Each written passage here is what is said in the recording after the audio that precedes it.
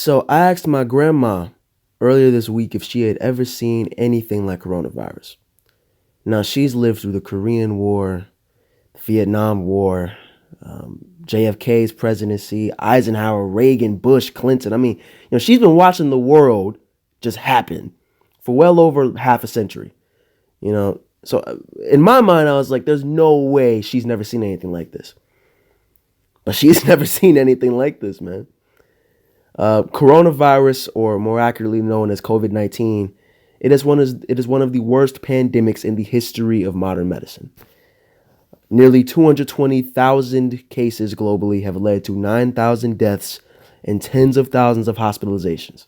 But even beyond this pandemic, we're seeing collateral damage in the global economy. You're talking about many of the largest economies in the world essentially shut down for weeks and weeks.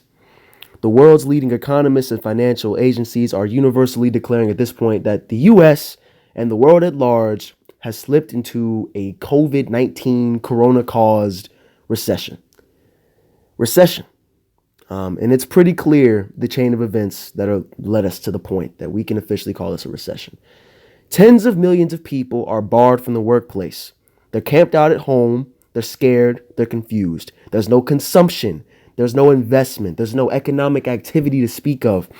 Just imagine the disastrous impacts of that. You're talking about the airline industry, devastated. The service industry, devastated. The quote-unquote gig economy, devastated. Part-time work, devastated.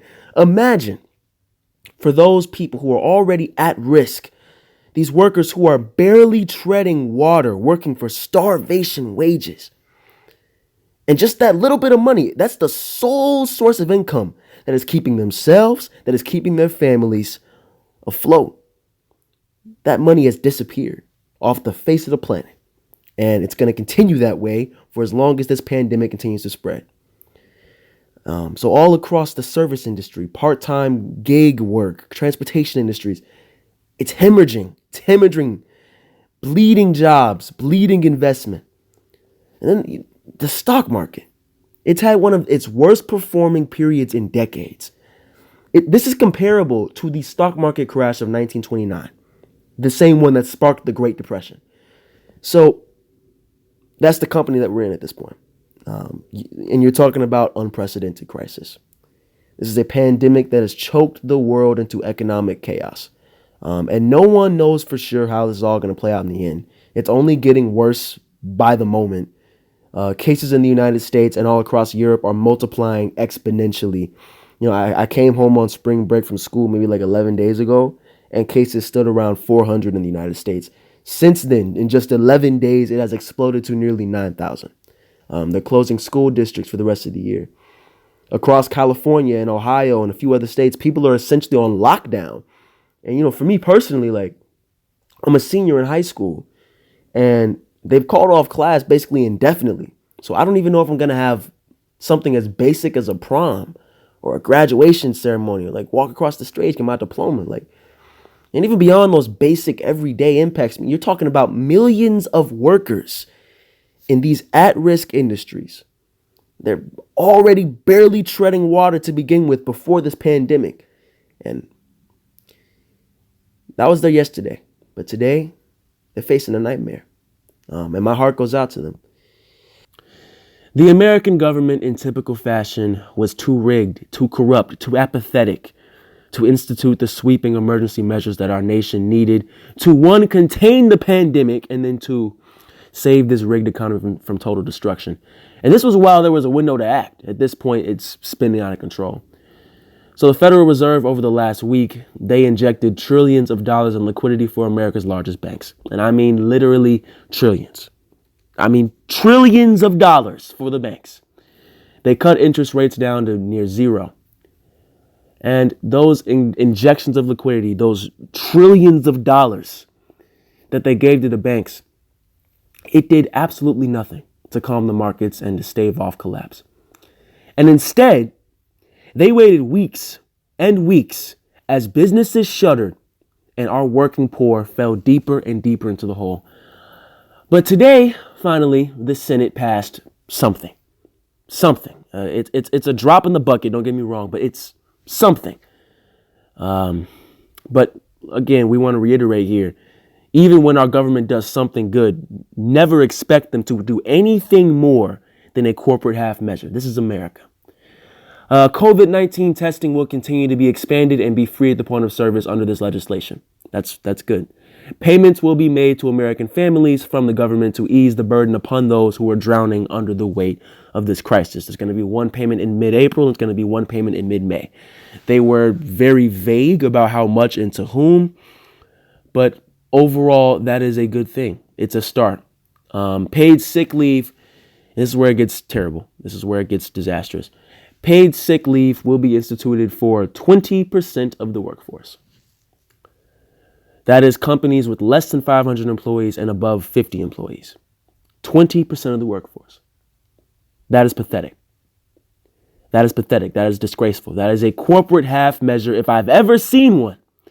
Paid sick leave, just to give you all context, paid sick leave is a universal concept in 178 countries out of the world's 194 countries.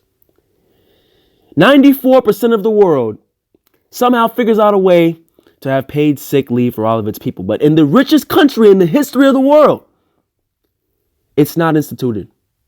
It's not already a thing to begin with. And even in a pandemic, in an unprecedented crisis in this nation's history, they can't even find it within themselves to institute it across the board. Because here in America, we have corporate socialism. We have a government that is of, by, and for the corporate elite and the ultra wealthy. And when it comes to a pandemic that is shuttering businesses, destroying job growth, literally killing people, our leaders immediately decide to throw trillions of dollars to America's largest banks. They'll cut the interest rates down to zero. But when it comes to ensuring that anyone across this country can receive treatment if they are sick, why would we do that? Right? Why would we do that? When it comes to ensuring that no one's thrown out on the streets or they lose their job in the middle of a pandemic, why? Why we do that? What's the logic in that? How are we going to pay for that? That's what they're going to say. How are we going to pay? How are we going to pay for actually giving somewhat of a damn about the lives of average Americans? How are we going to pay for that? But what is amazing is that when it comes to giving trillions of dollars to the largest banks, when it comes to corporate socialism, when it comes to hundreds of billions of dollars in tax breaks, when it comes to Amazon not paying a nickel in taxes, when it comes to wasting lives and resources overseas in endless regime change wars, when it comes to all of that, corporate socialism, we never get pandered to. We never get asked about, oh, well, how are we going to pay for that? In fact, it's not even a discussion. But all of a sudden, when it comes to ensuring that people's lives are protected, how are we going to pay for that? The best we can do is offer you a corporate half measure. So you take it. I'm sorry, America. I'm sorry. Just take your little corporate half measure. You stay inside your house. Pray to God you don't get fired. And pray to God you don't get sick. This country, the richest country in the history of the world, and we can't even ensure the most basic of human rights, that you can go to a doctor when you are sick, that you can go to the doctor and not worry about back-breaking costs, or if you're going to have to go bankrupt, you're going to have to start a GoFundMe page. But that's America for you. Even in times of unprecedented crisis, our leaders cannot seem to break their love affair with corporate interests, even if it means sacrificing the livelihood of millions. So let's be clear. Corona is going to serve as a lesson for all of us. This is an unprecedented crisis. It's exposed many of the underlying issues with our country's healthcare system and economy. When Trump fires the pandemic experts and destroys funding for the CDC, that's a serious issue. When the richest country in the history of the world does not have universal healthcare, I want to again reiterate here, like the rest of the developed world, so that our nation's most vulnerable do not go to a doctor because they simply can't afford it. That's a system that kills people. That's a problem. when an estimated 20 million people go to work when they are sick simply because we don't have universal paid sick leave, like 94% of the world, that's a serious problem. That kills people. When there is a pandemic squeezing the life out of our economy, our leaders' first thought is to pour trillions into the banks. Forget investing in the working class, the middle class, average Americans. See, that's a problem. That's a disgrace. That costs paychecks, that costs mortgages, that costs families, that costs this nation. So, my honest prediction, just to go ahead and wrap up here, coronavirus is going to continue to explode. It's going to get worse before it gets better. And I say in about 6 weeks, tops 2 months, it's all going to just blow over in terms of the actual pandemic. But the impacts on the economy, I promise you, they will not be so easily erased. You're going to talk about and see the situation where there's millions of jobs and businesses. They're now thrown into jeopardy, and those will not be so easily saved. The families who are barely treading water, and to begin with, they were barely treading water. They're now going to start to all out drown. But I guess on an optimistic note here, maybe that's the wake-up call that voters need. Maybe that's what they need to do. This country needs to be thrown into chaos, into a recession, into economic turmoil that's so grand that it just jolts them and wakes them up to the reality that Washington does not give a damn about anybody outside of their elite corporate bubble. And it jolts them awake. It gets them to get involved. It gets them to fight against corruption, to fight for progressive change. Maybe that's what a recession does. Maybe that's what a recession does. It finishes the job of what Bernie started, waking this country up to the rigged system that we live in and mobilizing us to bring progressive change about. So I'll leave it on that positive note, man. Stay safe out there. Wash your hands, hand sanitizer, stay at home, all that jazz. And just hunker down, man. And once this storm passes over, I want you to mobilize. Go out in those streets and do the good work. Tell your friends, tell your neighbors, tell your family about the progressive movement, because it's coming.